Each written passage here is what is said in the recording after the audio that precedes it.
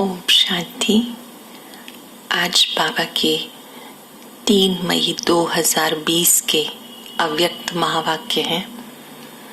इन महावाक्यों के प्रारंभ में कुछ पल साइलेंस में रहकर बाबा का आह्वान करेंगे। मुरलीधर बाबा मुरली सुनाने के लिए आ जाओ। हम सब गोप गोपियां आपका इंतजार कर रही हैं। महसूस करें हमारे बुलावे पर वो महाज्योति उपस्थित हो जाते हैं और मैं गॉडली स्टूडेंट बाबा के महावाक्य सुन रहा हूं।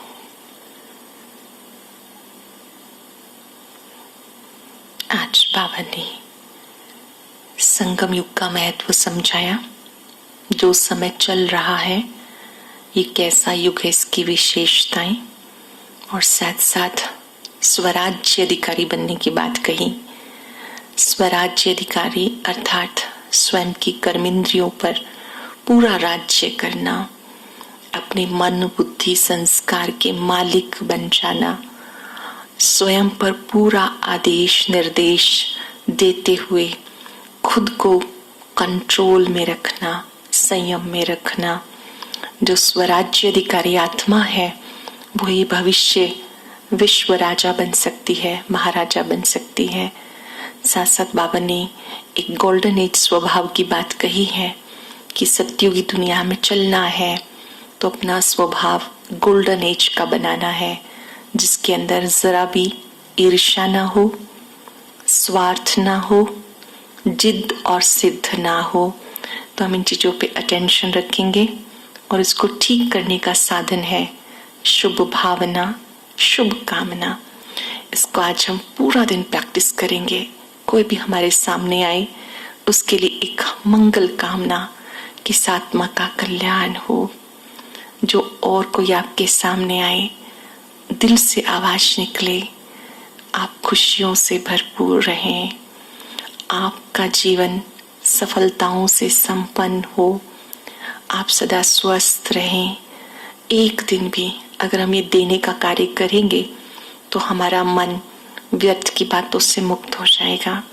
शुभ भावनाएं वरदान का कार्य करती हैं। तो आज हम अटेंशन से सुनते हैं। मुरली का सार है संगम युग, जमा करने का युग। आज सर्व बच्चों के तीनों काल को जानने वाले त्रिकालदर्शी बाप दादा सभी बच्चों के जमा का खाता देख रहे हैं। आज बाबा सभी बच्चों के जमा का खाता देख रहे हैं। ये तो सब जानते हो, सारे कल्प में श्रेष्ठ खाता जमा करने का समय सिर्फ संगम युग है। सरल शब्दों में अपनी सच्ची कमाई जमा करने का आधार पूरे 5000 वर्ष के लिए यही संगम युग है। जितनी चाहें आप अपनी सच्ची कमाई जो साथ जाने वाली है वो आप जोड़ सकते हैं। बाबा स्थूल धन की बात नहीं कर रहे हैं, बल्कि ये जो ज्ञान धन है, योग बल है, धारणाओं का बल है, ये जो जमा का खाता जो हमेशा हमारा साथ रहता है, उसके लिए बाबा कह रहे हैं ये जमा करने का समय है।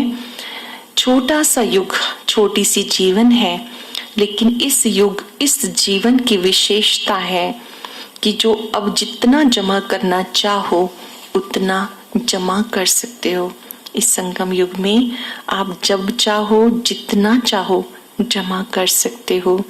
इस समय के श्रेष्ठ खाते के प्रमाण पूज्य पद भी प्राप्त करते हो, फिर पूज्य सो पुजारी भी बनते हो। संगम युग के पुरुषार्थ अनुसार आप सत्युग त्रेता में पूज्य बनते हो और फिर द्वापर से पूज्य से पुजारी भी बन जाते हो। इस समय के श्रेष्ठ कर्मों का, श्रेष्ठ नॉलेज का, श्रेष्ठ संबंध का, श्रेष्ठ शक्तियों का, श्रेष्ठ युगों का सब श्रेष्ठ खाते अभी जमा करते हो। इस संगम युग में बहुत सारे हम अच्छे कार्य करते हैं, जैसे श्रेष्ठ कर्मों की पूंजी जमा करते हैं, श्रेष्ठ नॉलेज सुनते हैं, परमात्मा का सत्य ज्ञान सुनते हैं, श्रेष्ठ के साथ संबंध जोड़ते हैं, सर्वश्रेष्ठ शिव परमात्मा बाबा के साथ संबंध जोड़ते हैं, उनसे शक्तियां प्राप्त करते हैं और श्रेष्ठ गुणों का भी खाता अभी जमा करते हैं। द्वापर से भक्ति का खाता अल्पकाल का अभी अभी किया और अभी अभी फल पाया, खत्म हो गया। भक्ति का खाता अल्पकाल का, इसलिए अभी भक्ति का अल्पकाल का होता है, अभी कमाया अभी खाया। जमा करने का अविनाशी खाता जो जन्म जन्म चलता रहे, वो अविनाशी खाते जमा करने का अभी समय है। अटेंशन देंगे हम कि संगम युग पर जो हम जमा करते हैं वो हर जन्म में हमारे साथ रहता है, हर युग में हमारे साथ रहता है। इसलिए इस श्रेष्ठ समय को पुरुषोत्तम युग कहते हैं। नोट कर लेंगे अपने पास डायरी में कि संगम युग को क्या क्या कहते हैं।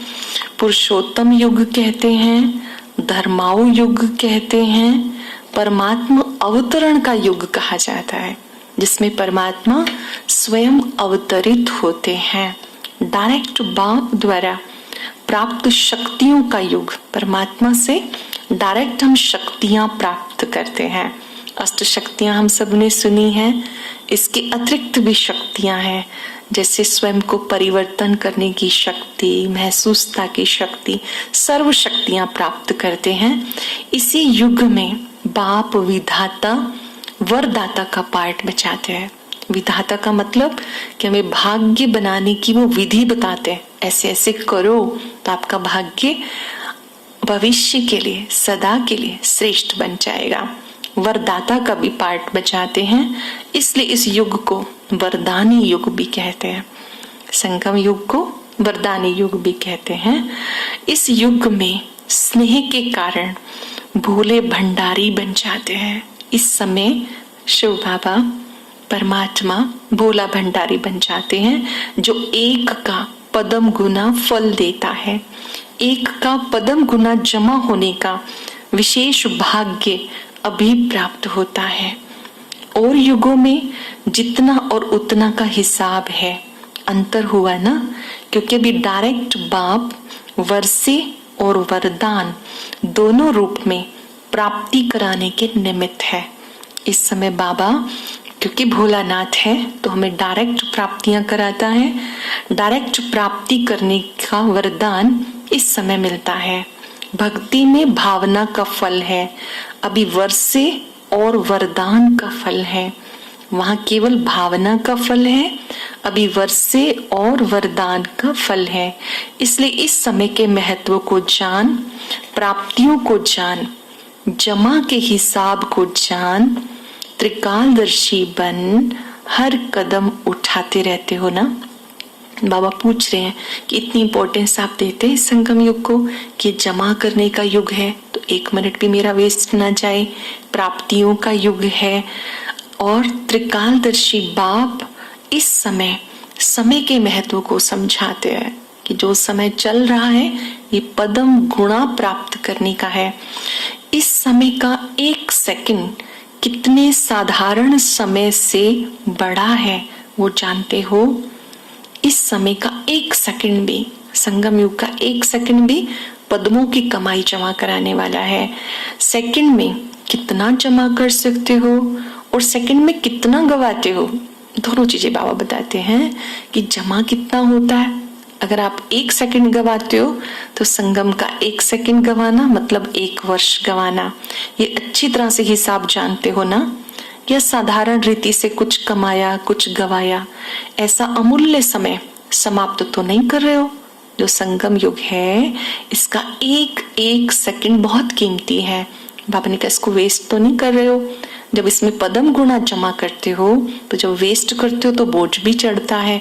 तो दोनों ही बातें बाबा ने कहा, इसी हिसाब को जानते हो ना। या साधारण रीति से ही टाइम वेस्ट कर देते हो। ब्रह्मा कुमार कुमारी तो बने हो, लेकिन अविनाशी वर्षे और विशेष वरदान के अधिकारी बने हो।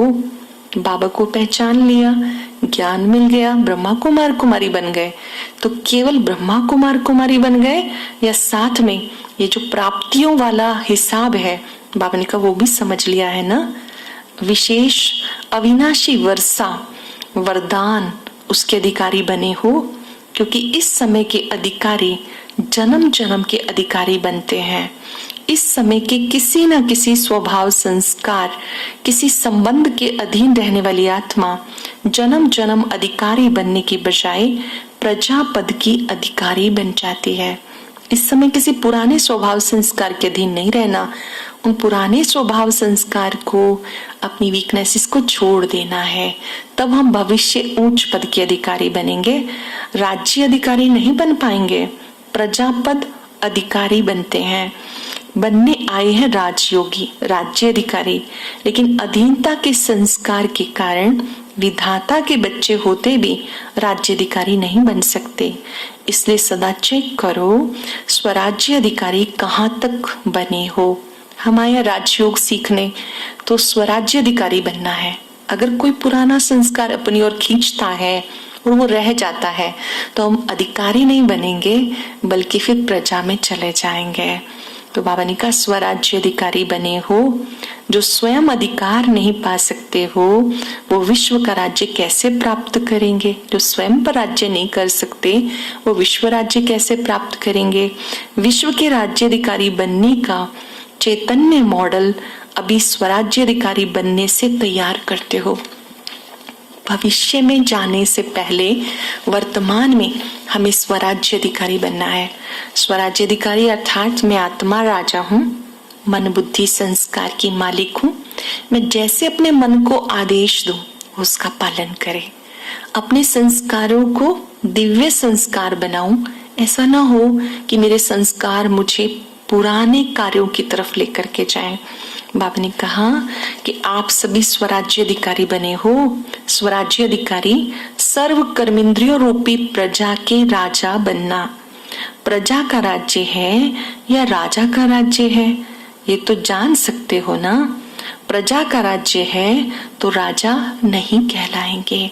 अगर हमारी कर्मेंद्रियां हमारी बात नहीं मानती तो स्वराज्य अधिकारी राजा नहीं कहा जाएगा। आज के राज्य में राजवंश समाप्त हो जाता है, प्रजा के राज्य में राजवंश समाप्त हो जाता है। कोई भी कर्मेंद्री धोखा देती है तो स्वराज्य अधिकारी नहीं कहेंगे। ऐसे तो कभी नहीं सोचना कि एक दो कमजोरी तो होती ही है, संपूर्ण तो लास्ट में बनना है। लेकिन बहुत काल की एक कमजोरी भी समय पर धोखा दे देती है। बहुत काल के अधीन बनने के संस्कार अधिकारी बनने नहीं देंगे। इसलिए अधिकारी अर्थात स्वराज्य अधिकारी अंत में संपूर्ण हो जाएंगे, इस धोखे में नहीं रहना।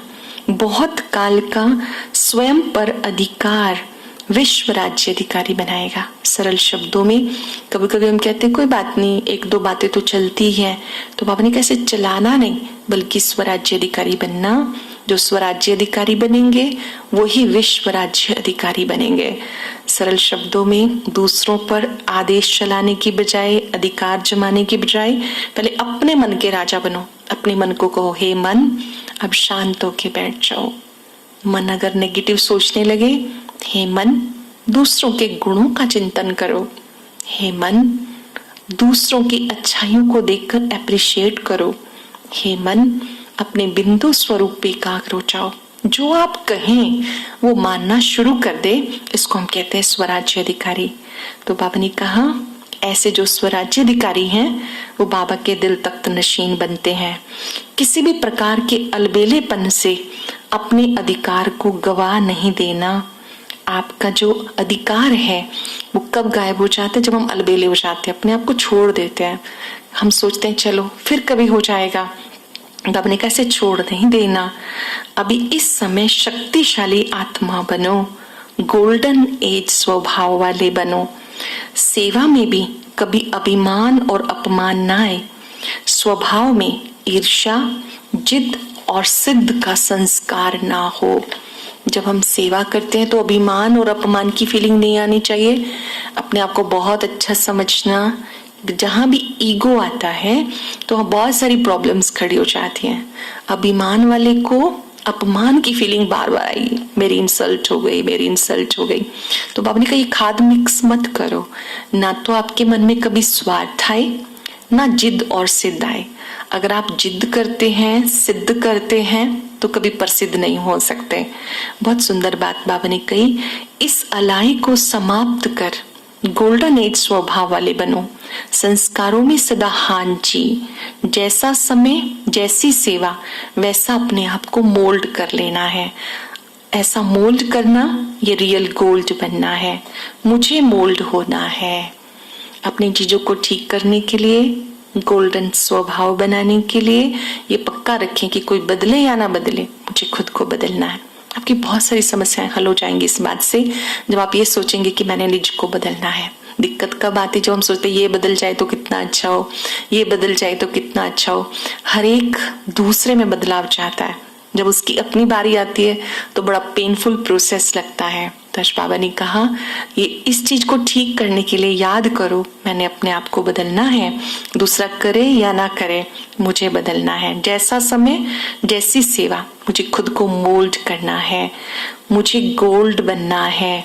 दूसरा करे तो मैं करूं, ये जिद हो जाती है। ये रियल गोल्ड नहीं है। ये अलाई समाप्त कर गोल्डन एस्ट बनो। संबंध में हर एक के प्रति शुभ भावना, कल्याण की भावना हो। जिनके भी संबंध संपर्क में आते हैं, हर एक के प्रति कैसी भी कोई आपके लिए भावनाएं रखे, आप शुभ भावना, कल्याण की भावना रखें। स्नेह की भावना हो, सहयोग की भावना हो, कैसे भी भाव स्वभाव वाला हो, लेकिन आपका सदा ही श्रेष्ठ भाव हो। इन बातों में स्वयं परिवर्तन ही विश्व परिवर्तन का आधार है। मुझे खुद को बदलना है, मुझे अपनी भावनाओं को अच्छा रखना है। सबके लिए स्नेह की भावना, शुभ भावना, सहयोग की भावना हो। कोई भी समस्या आए, सुनते जब हो तो सुनते समय सोचो कि मुझे ये करना है। जब भी समस्या आती है सोच तो ये तो बड़ा मुश्किल है, लेकिन जब स्वराज्य अधिकारी बनेंगे तो हर समस्या का समाधान होता जाएगा। कभी भी समस्याओं में विचलित नहीं होना। कोई भी प्रॉब्लम आए, विचलित नहीं होना। जैसे हर ताले की चाबी होती है, ऐसे हर समस्या का समाधान है। हमारा काम है साइलेंस में बैठना, बाबा से बात करना, हर समस्या का समाधान मिलेगा। फिर बाबा ने एक मुलाकात की। ये डॉक्टर्स के साथ मुलाकात है। हर एक खुद का भी डॉक्टर है और फिर जिनके भी संपर्क में आप आते हैं, अगर आप उनका मनोबल बढ़ा देते हैं, उनमें कॉन्फिडेंस क्रिएट करते हैं, तो आप भी रूहानी डॉक्टर हुए। तो ये बहुत ही सुंदर मुलाकात है। बाबा ने कहा अपने श्रेष्ठ उमंग उत्साह द्वारा अनेक आत्माओं को सदा खुशी में लाने वाले होना, हर एक आत्मा को खुशी देने वाले होना। सबसे पहली दवाई खुशी है। खुशी आधी बीमारी को तो ठीक ही कर देती है। तो रूहानी डॉक्टर्स अर्थात खुशी की दवाई देने वाले, तो ऐसे डॉक्टर होना। एक बार भी खुशी में खुशी की झलक अनुभव करा देंगे तो सामने वाली आत्मा सदा के लिए तंदुरुस्त हो जाएगी। अगर आप खुशी खुशी किसी को मिलते हैं, वैसे भी अगर कोई प्रोफेशन से डॉक्टर है, अगर वो पेशेंट को मुस्कुराते हुए मिलता है तो बाबा कहते हैं आपकी खुशी वाला चेहरा भी सामने वाले पेशेंट की बीमारी को ठीक कर देता है। एक बार भी खुशी की झलक आत्मा को अनुभव हो जाए तो वो आत्मा खुशी की झलक से आगे बढ़ती रहेगी। तो सभी को डबल लाइट बनाए उड़ाने वाले डॉक्टर्स होना। वह बेड से उठा देते हैं। यहाँ पर बेड से उठाने का मतलब है मन से उत्साहित करना। अगर आप किसी को खुशी की बातें सुनाते हैं, उमंग उत्साह की बातें सुनाते हैं, तो वो खुशी भी उनके लिए औषधि बन जाती है। आप सभी एक दूसरे से मिलकर खुशी बांटने वाले होना। सबके लिए एक ही पेशेंट, सबके लिए एक ही दवाई है, चाहे हार्ट पेशेंट भी क्यों ना हो। आप खुशी जैसी खुराक सबको देते चलो। साइलेंस के साधनों से सबको निरोगी बनाते चलो। हर एक को बाबा ने कहा जब भी मिलते हो तो आप खुशी की खुराक देते चलो उनमें उत्साह का संचार करते चलो। कोई कोई आत्माएं मन से रोगी हैं तो उनको भी उत्साहित करते चलो। अच्छा, आप तो विजयी आत्माएं हो, कभी कुछ भी हो हिम्मत कभी नहीं हारना। सफलता आपका जन्मसिद्ध अधिकार है। सफलता मेरा जन्मसिद्ध अधिकार है, इस निश्चय से आगे बढ़ते चलो। अच्छा, मीठे मीठे सिक्के लदे बच्चों प्रति माता पिता बाप दादा का याद प्यार गुड मॉर्निंग। रूहानी बाप की रूहानी बच्चों को नमस्ते। रूहानी बच्चों की रूहानी बाप दादा को नमस्ते। अब आज की मुरली की मुख्य बातों पर आप विचार करेंगे कि मुख्य बाबा ने हम सबको कौन सी दवाई दी है। सदा खुश रहने की दवाई। कोई भी मिले तो उसको खुशी से मिलना है, हर काम खुशी से करना है और गोल्डन स्वभाव बनाना है। गोल्डन स्वभाव है इसमें स्वार्थ ना हो, जिद और सिद्ध ना हो। तो उसके लिए हम सब के लिए शुभकामनाएं करेंगे। आज का वरदान, शुभ चिंतन और शुभ चिंतक स्थिति के अनुभव द्वारा ब्रह्मा बाप समान मास्टर दाता भव। ब्रह्मा बाप समान मास्टर दाता बनने के लिए ईर्ष्या, घृणा, क्रिटिसाइज तीनों बातों से मुक्त रहकर सबके प्रति शुभ चिंतक बनो। शुभ चिंतन स्थिति का अनुभव कराओ। स्वयं सबके लिए शुभ चिंतक बनो। ईर्ष्या की अग्नि भी समाप्त करो। जो स्वयं जलता है वो दूसरे को भी परेशान करता है। घृणा वाले खुद भी गिरते हैं, दूसरे को भी गिराते हैं। हंसी में भी क्रिटिसाइज करने वाले, आत्मा को हिम्मतहीन करने वाले बोल कभी मत बोलो। कभी कभी हंसी हंसी में किसी को कुछ बोल देते हैं जिससे सामने वाले दुखी हो जाते हैं, तंग हो जाते हैं। ऐसे बोल नहीं बोलो। स्लोगन है, मन बुद्धि और संस्कारों पर संपूर्ण राज्य करने वाले ही स्वराज्य अधिकारी हैं। आज हम सब अभ्यास करेंगे। कोई भी मिले उसको हमें खुशी से मिलना है, खुशी की बातें याद दिलानी है और एक गुप्त पुरुषार्थ करेंगे कि अगर हमारे मन में कोई स्वार्थ है, किसी के प्रति ईर्ष्या है। ईर्ष्या वाले की निशानी क्या होती है कि वो कभी किसी की प्रशंसा की बात नहीं सुन सकता। अगर कोई प्रशंसा करेगा तो उसको अच्छा नहीं लगेगा, लेकिन जो ईश्वर चिंतन करने वाली आत्मा है वो दूसरों की प्रशंसा सुन के भी बहुत खुश होगी, हर एक को शाबाश देती रहेगी। तो हमें ईर्ष्या, जिद और सिद्ध इससे मुक्त होना है। तो उसके लिए हम प्रैक्टिस करेंगे शुभ भावना शुभ कामना। आज के दिन को हम शुभ भावना शुभ कामना दिवस मनाएंगे। आज वैसे भी रविवार छुट्टी का दिन है, तो हमें मन से इन विकारों की छुट्टी करनी है। जैसे किसी के प्रति भी ईर्ष्या है तो आज मन में पक्का कर लेंगे कि ईश्वर चिंतन करके मुझे इस ईर्ष्या के अवगुण को समाप्त करना है। जब हम किसी से ईर्ष्या करते तो हम कुछ छीन नहीं सकते, और जब हमारे भाग्य में नहीं है तो कोई दे भी नहीं सकता। तो क्यों ना मैं ईश्वर चिंतन करूं। और जिद और सिद्ध को भी छोड़ देना है, कोई भी जिद नहीं करनी है, बल्कि जो भी मिले उसके लिए शुभ भावना शुभ कामना। अभी हम 3 मिनट के लिए ऐसे प्रैक्टिस करेंगे। सारा विश्व हमारा परिवार है। सतर्क होके बैठ जाएं। अपने मस्तक में अपने स्वरूप को निहारें। महसूस करें भ्रिकुटी कक्ष में विराजमान मैं शुभ चिंतक मणि हूं।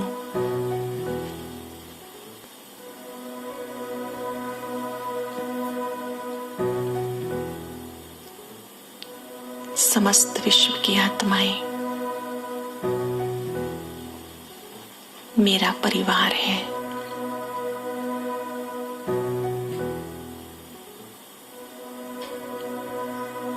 अंतःकरण से संकल्प करें सबका भला हो, सबका कल्याण हो।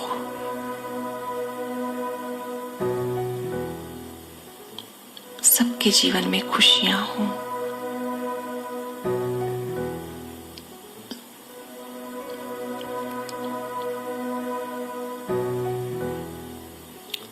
फाउंटेन की तरह